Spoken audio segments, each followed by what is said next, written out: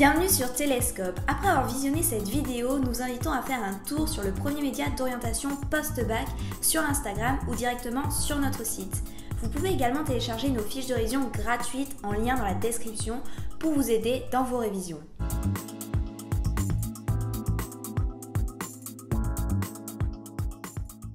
La crise de 1929 a pour origine une bulle spéculative.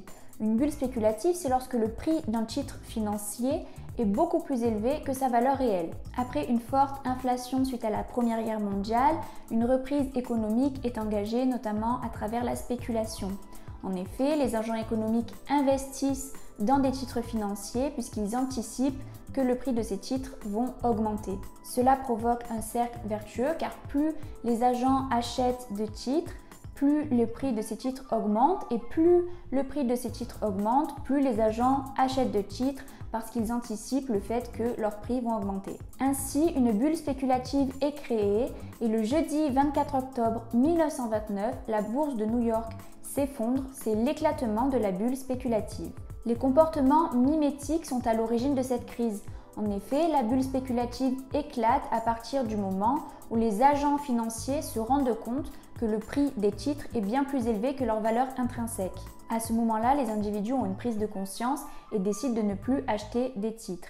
Et les propriétaires qui possèdent déjà des titres décident de les vendre pour pas qu'ils ne perdent de la valeur. Or, c'est déjà trop tard, le cours des actions s'effondre. La crise est passée d'une crise boursière à une crise bancaire. Et en effet, c'est cette crise qui s'est propagée dans le monde entier. Les banques ont été lourdement impactées par cette crise et ont été de plus en plus réticentes à l'idée d'accorder des crédits. Ainsi, les particuliers mais aussi les entreprises avaient de plus en plus de mal à emprunter. Suite à ça, les banques américaines rapatrient leurs capitaux placés en Europe à la fin de la guerre.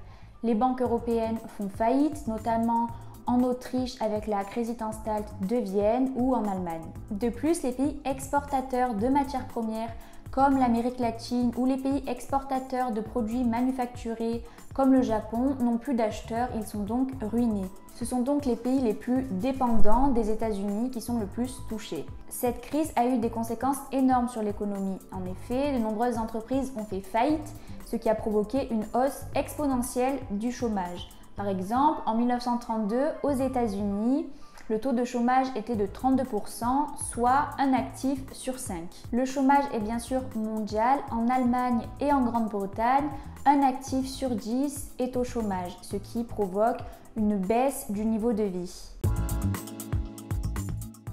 Plusieurs politiques ont été mises en place, comme la politique libérale du laisser-faire ou encore une politique plus protectionniste, mais aucune des deux n'a réellement été efficace face à cette crise. En 1932, Roosevelt est élu président des États-Unis. Il met en place alors la politique du New Deal, qui est une politique d'inspiration keynésienne qui se base essentiellement sur une augmentation des investissements publics, notamment en construisant des écoles ou encore des hôpitaux, en baissant les impôts et en baissant les taux d'intérêt. Cette politique a pour objectif de relancer l'économie, la consommation des ménages, mais aussi l'investissement des entreprises. La démocratie est de plus en plus contestée par les individus puisqu'ils la jugent inefficace face à cette crise. Profitant de cette phase, des politiques autoritaires telles que le nazisme font surface et conquièrent le peuple. En effet, en 1933, Hitler obtient les pleins pouvoirs en Allemagne et instaure une politique de terreur.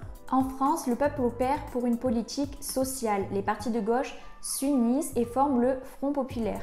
Et en 1936, le Front populaire arrive au pouvoir suite aux accords Matignon et a pour objectif d'améliorer les conditions de vie des salariés.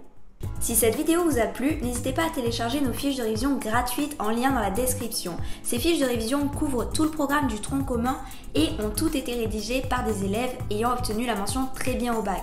Enfin, n'hésitez pas à vous abonner à notre compte Instagram et à profiter des nombreuses ressources du premier média d'orientation post-bac.